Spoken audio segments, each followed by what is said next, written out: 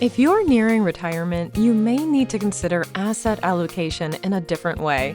Be aware that asset allocation cannot eliminate the risk of fluctuating prices and uncertain returns. When you were younger, you may have invested in stocks and mutual funds for the growth and perhaps the diversification offered.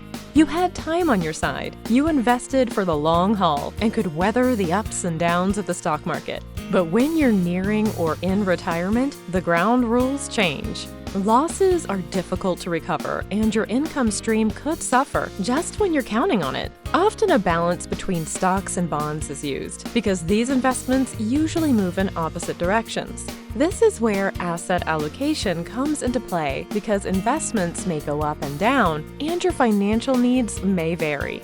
Your planning must allow for contingencies.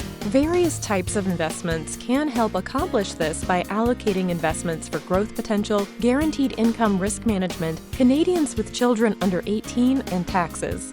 We can develop a strategy to help you meet your financial goals. Please give us a call today to find out how you can allocate your assets for your retirement.